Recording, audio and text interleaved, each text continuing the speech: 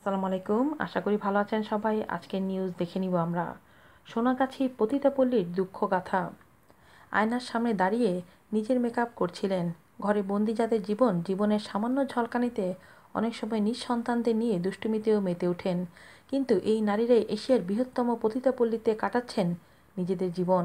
এই বৃহত্তম পতিতাপল্লীর অবস্থান ভারতের পশ্চিমবঙ্গ অঙ্গরাজ্যের কলকাতার সোনাগাছিতে। পতিতাপল্লীর আয়তন ঠিক যতটা না বড় তার চেয়ে বড় এখানে বসবাসকারী নারীদের জীবনের দুঃখগাথা। দেশটির অন্তত 14,000 পতিতা বাস করেন এই পল্লীতে। কলকাতা সোনাগাছির এই পতিতাপল্লীতে প্রত্যেক বছর 1,000-এর বেশি নারীর জায়গা হয়। কিভাবে তারা এই পল্লীতে এসে পৌঁছাচ্ছেন সেই বিষয়ে রয়েছে প্রত্যেকের আলাদা আলাদা গল্প।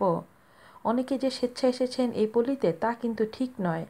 পাচারের শিকার হয়ে পল্লীতে এসে খদ্দরের সঙ্গে বিছানায় যেতে বাধ্য হচ্ছেন তারা। দিনরাত বিশ্রামহীনভাবে চলে খদ্দরের মনোরঞ্জনের চেষ্টা।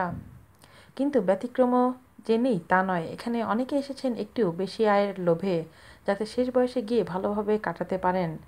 স্মার্টফোনে গান শুনতে শুনতে সোনাগাছির পল্লীর বৈশাখী নামের এক যৌনকর্মী ডেইলি মেইলকে বলেন, আগে গৃহকর্মীর কাজ করে তিনি 15 ইউরো আয় করতেন, কিন্তু এখানে এসে তার মাসিক আয় 170 থেকে 180 ইউরো। বৈশাখী আরও বলেন, আমি একজনের সহায়তায় এখানে এসেছি। যিনি নিয়ে এসেছেন তিনি পারিবারিকভাবে এই পেশায় জড়িত। পশ্চিমবঙ্গের কলকাতা এই শহরকে বলা হয় আনন্দের শহর এবং ভারতের সবচেয়ে সুন্দর শহরগুলোর একটি হিসেবে বিবেচনা করা হয় কলকাতাকে।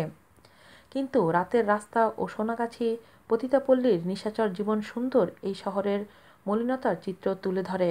সপ্তাহের শেষ দিনে জমে ওঠে এখানকার যৌনকর্মীদের ব্যবসা। সব বয়সীরাই ভিড় জমান পল্লীতে। বেশ কিছু বেসরকারি ও সরকারি উন্নয়ন সংস্থা এইডস প্রতিরোধে যৌনকর্মীদের বিভিন্ন ধরনের স্বাস্থ্যসেবা দিয়ে আসছে।